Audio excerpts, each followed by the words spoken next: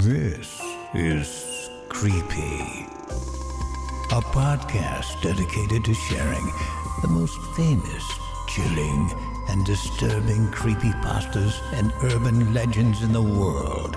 Whether these stories truly happened or are simply fabrications is for you to decide. These stories may contain graphic depictions of violence and explicit language. Listener discretion is advised.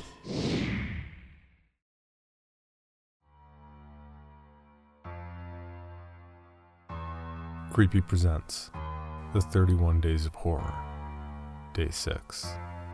Why You Can't Talk to the Dead. Credited to DayDalia.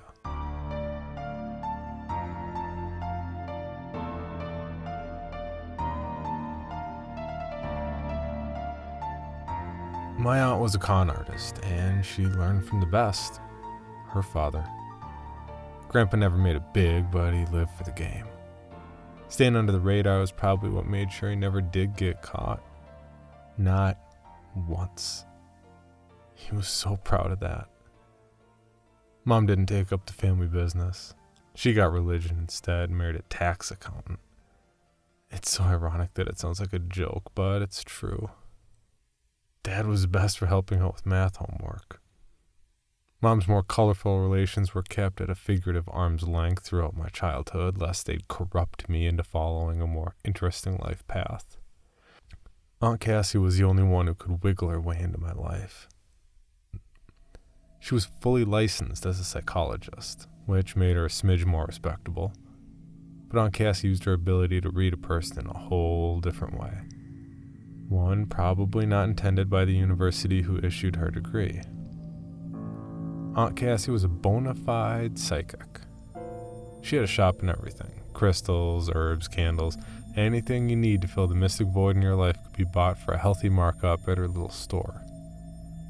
There was even a private room in the back that was used for readings and seances.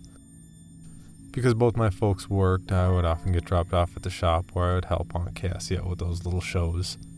Anything from messing with the lights to knocking on walls. Playing with the thermostat was my idea, and it was an effective one. Customers came to get chills down their spine, didn't they?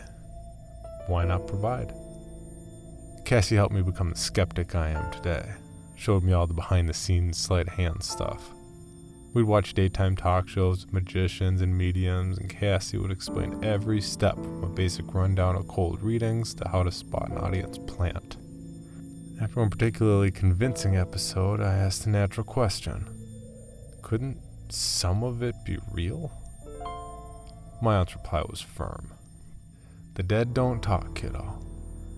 Anyone who claims otherwise has blown smoke out their ass. It was her conviction more than anything that made me believe her. There was only one client I ever saw my aunt refuse. He was old, bald, stooped. Took his hat off while he came inside and twisted it in his hands as he talked. Cassie tensed up immediately when she saw him. The man claimed to have worked in the prison systems, death row. He'd been responsible for carrying out the final punishments of the worst convicted criminals on the planet. In his old age, this tormented him, ate at his soul. He wanted Cassie to contact the souls of the ones he'd killed so he could apologize and beg forgiveness before he joined them. My aunt threw the most epic fit. I'd never seen her so mad. She hollered and threw things, shouting for him to shut up and get out. I hid under the counter with my hands over my ears until he left. Later I thought her reaction was fear because of the man's job. An executioner had to be a con artist's worst fear. Eventually, I got found out. I wanted to put on a magic show for my folks and stupidly thought I'd do a medium bit where I pretended to talk to Grandpa for Mom since she missed him so much. Huge mistake. Mom freaked the hell out and banned me from seeing her sister ever again. I left some textbooks at the shop though, so I got to run in and grab them while Mom fumed in the car outside. Aunt Cassie didn't even ask what was wrong. She could read my face after all. I gave her a hug and a teary, snot-filled goodbye. She did tell me one last secret, though. Kiddo, there's a curse in this family that gets passed like a torch. I hope to whatever gods might be out there that I don't pass it on to you when I go. We didn't get to talk again for more than 9 years. That's when Facebook entered the popular public sphere and no parental ban could keep me from trying to reconnect. It was awkward. She'd had a tough go of life, diagnosed with a schizoid disorder that took her business from her. To pay bills, she went legitimate, and with her business went all her zest and playful passion for life. One day I got home to a message waiting in my inbox that made my stomach drop to the floor. I love you, kiddo. Remember what I told you.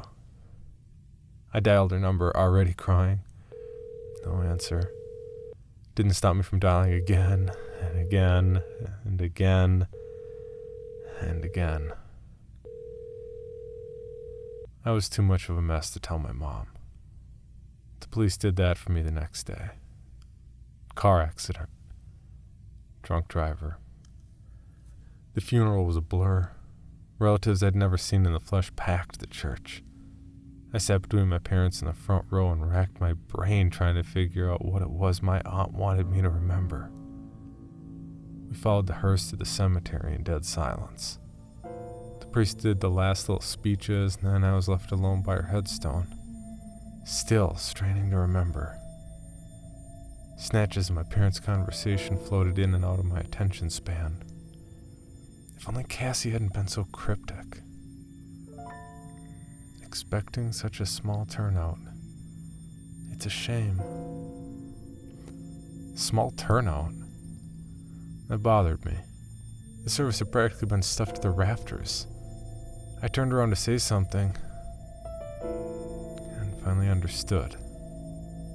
Behind my parents, there was a whole host of people, all standing and staring dead ahead. My parents weren't paying them the slightest attention. The priest muttered some soothing condolences and excused himself. Walked right through the thick of the crowd without disturbing a single soul. At the head of the group, looking just like the day I'd seen her last, was Cassie. All the rest in peace sentiment in the world wouldn't have done her any good. Her mouth was wide, wide, wide open. And just like that, I knew. I know what the family curse is. I know why the dead don't talk.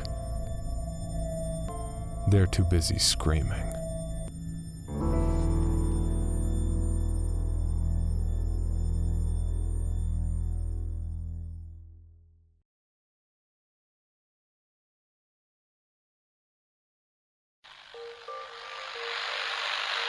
This probably isn't really worth noting, but during my final radiation tests of the day, I saw a blip out in the opposite direction of Ra. It's a bright light with the pinpoint clarity of a star, but obviously it's not a star since it wasn't there yesterday. Or even a few hours ago.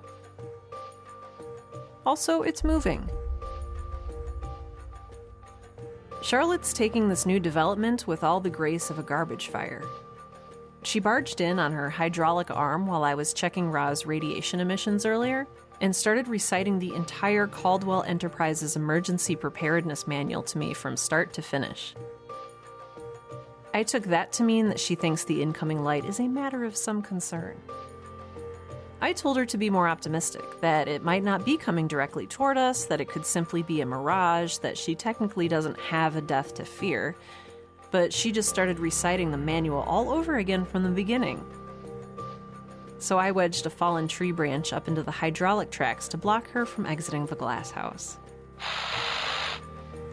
Season 1 of Girl in Space launches September 18th, 2017, with a new episode every 2 weeks. Subscribe using your favorite podcast app, or stream episodes at girlinspacepodcast.com. It's all here, in space.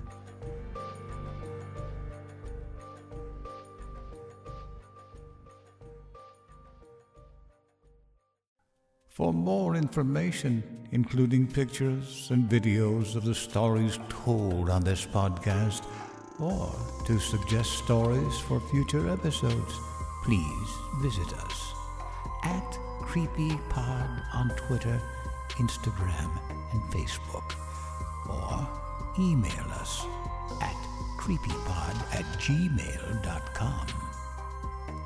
All stories told on this podcast can be found at creepypastawikia.com and are protected by a Creative Commons license. Some rights reserved unless otherwise stated.